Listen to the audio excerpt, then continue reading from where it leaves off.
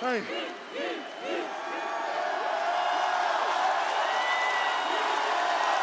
Jey Uso is now your intercontinental champion. He finally did it. First of all, though, I appreciate everyone who's been on my journeys. Jey over the past year has quickly become one of the most popular wrestlers in the world. The crowd reactions during his entrance, the fan engagement during his matches. Take it out, McDonough, and one for Balor. And this is important. The amount of merch he sells, like, it's crazy to see how far he's come as a singles performer. Despite his popularity though, it felt like he wasn't able to get over the hump as a single star. He'd come really close, but he'd end up losing at the end. The matches that come to mind for me are him versus Gunther for the IC title earlier this year, him versus Damian Priest for the World Heavyweight title at Backlash. He lost the King of the Ring tournament, he lost the Money in the Bank ladder match, and with the Bloodline storyline heading towards a reunion with the original members, it just felt like Jey would never get his moment as a singles competitor. But all of that changed tonight. I'll be honest, I thought there was a 0% chance Jey was winning tonight, bro. Because I didn't see them having a title change on a random episode of Raw. For all the good work that Triple H has done over the past year, like the storylines have been really good and everything, the one thing that's been lacking is unpredictability, bro. Like the WWE has been a bit too predictable of late. But hey, they gave us that today. I don't think anyone was really expecting this to happen tonight. When you look at the reactions, many other people didn't see this coming either. What?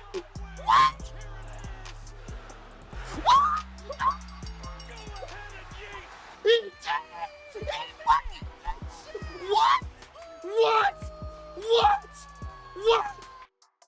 WWE did a really good job of hyping up this match. Obviously, there's been the long build over the past month where they had an Intercontinental Championship tournament, but the way they teased Jey versus Braun Breaker, it just felt like Jey was winning. So that kind of made that pointless, but hey, we got the result that we got tonight, so maybe that was worth it. There were several vignettes that aired promoting the main event during the show, and once it started, the crowd was so hot for both of them. You could hear all the barks, you could hear all the yeets. It was a crazy environment for sure. It's been a while since I've seen the crowd this hot for a TV match. And before anyone says it, no, Braun Breaker is not buried, man. Like, can we not do that this time, please? Braun Breaker isn't buried just because he lost to Jey Uso. For some reason, there's a portion of WWE fans that seem to hate Jey Uso. Like, I remember when Jey beat Ilya Dragunov in the King of the Ring tournament, man. Like, the outrage online was surprising to say the least. The main criticism that people have against Jey are his in-ring work and his overuse of the word yeet. The yeet part, I 100% agree with, man. I can't lie. I'm snatching that yeet case, Mr. Mun Yeet in the bank. Yeet. When Jey is serious and locked in, he's one of the best promos in the WWE, man. Like, he's so captivating. But when he says yeet every 5 seconds, like, I lose interest, man. I won't lie. This promo he cut this past Monday was excellent, man. Like, I need more of this Jey Uso. I hope we get more of it during this Intercontinental Championship reign.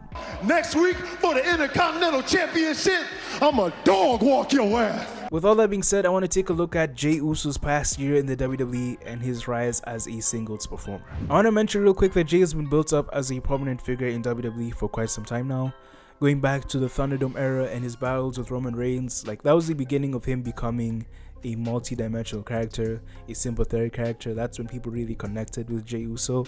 Definitely leveled up during pandemic, right? Because 2020 there was no one there, so it's literally like Paul, Hunter, me, Roman, where we all learned together on just how to elevate. You know, we ain't got no people here. Now we got to bleed through these cameras, you know. Now we got to turn it into a damn near soap opera and learn how to be more theatric, more actors than anything. The wrestling part wasn't it no more. Not saying that it wasn't it. It was a small part at that point. If you want to see me cover the whole story between Roman Reigns and Jey Uso, let me know down in the comments. For today, we're just gonna briefly go over it and briefly go over the Bloodline storyline as well. Okay, so when you talk about Jey Uso, you have to talk about Jimmy Uso. And when you're talking about Jey and Jimmy Uso, you have to talk about the Bloodline. The Bloodline was the most dominant faction in wrestling. Roman Reigns was the undisputed WWE Universal Heavyweight Champion. This title is way too long. I'm glad they shortened it. For over 1,000 days. And the Usos had a dominant run of their own, holding on to the undisputed tag team championships for over 600 days. All of that came to an end when they lost to Kevin Owens and Sami Zayn at the main event of WrestleMania 39 Night 1. Soon after, the Usos split from the Bloodline as Roman Reigns was relentlessly bullying them for losing the tag team championships. This culminated in a Bloodline Civil War match at Money in the Bank, in which Jey Uso pinned Roman Reigns, making him the first person to do so in over 2 years.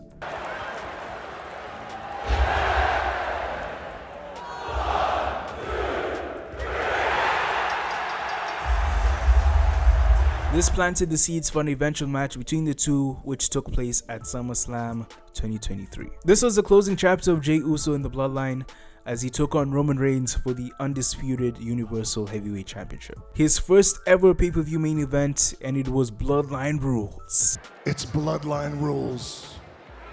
Anything goes. This is where he started the hand wave thing for the first time. It's crazy how much that's caught on. Yo, this match, to be honest, wasn't great.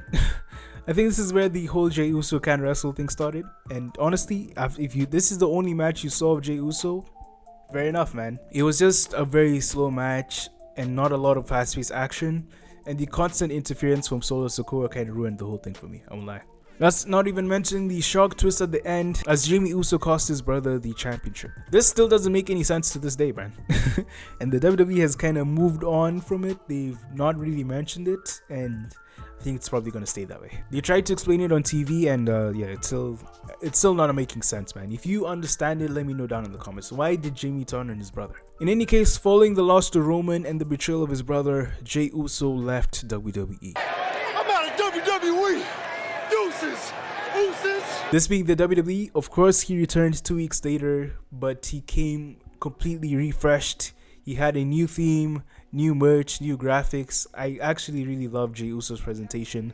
The main event nickname fits him so well. Cody Rhodes pulled some strings and brought Jey Uso over to the Raw roster, pulling away from his brother and the Bloodline as a whole, giving him the chance to be on his own as a singles competitor. However, he did end up winning the tag team championships with Cody Rhodes.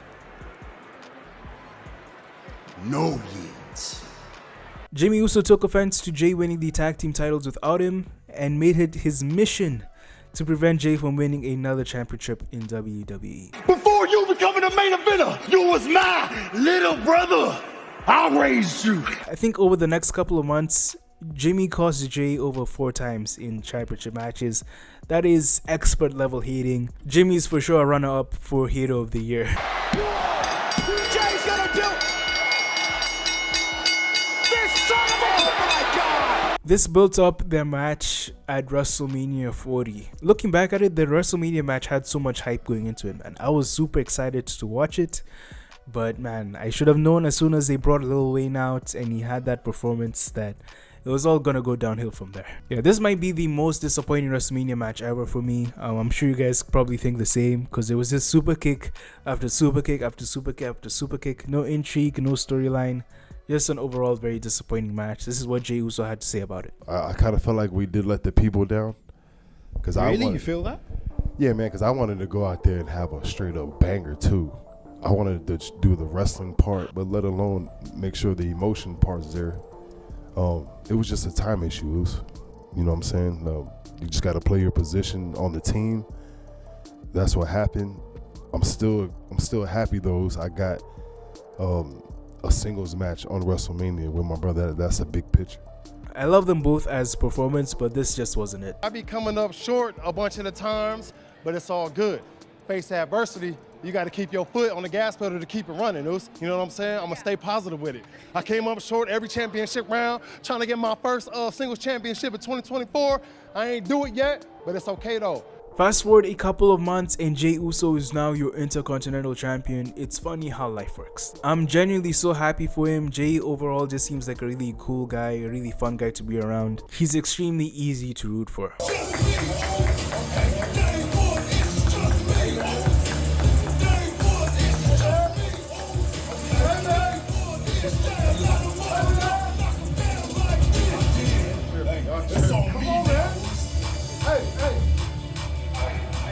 This work? It do. It's just me, Oos. And with that, we're all caught up on Jey Uso's story. Where do you guys think this goes from here? How long will he hold the Intercontinental Championship for? Will he drop it back to Braun Breaker in 2 weeks? I don't know. It could happen, man. The Bloodline could cost him. Let me know down in the comments. I'll see you guys in the next one. Bye. Yeah. Yeet. Alright, welcome to the deep cut. Yo guys, I won't lie, school is hard. Being consistent with this channel is gonna be a struggle going forward, but I'm gonna try to keep somewhat of a schedule, maybe one video every 2 weeks. Because yeah, it's just, I also got a new job recently, so it's tough balancing all of that at the same time, but could try to continue uploading. Let me know what type of content you're trying to see on the channel. If you want to see more wrestling type bios, or you want to see some other different content. I was thinking about making a video on WWE merch. Let me know if you'd be interested in that. And yeah, I mean, if you watched the video for this long, I'm assuming you mess with me. Leave a like down below and subscribe to the channel if you're not subscribed. I'll see you in the next one. Peace out.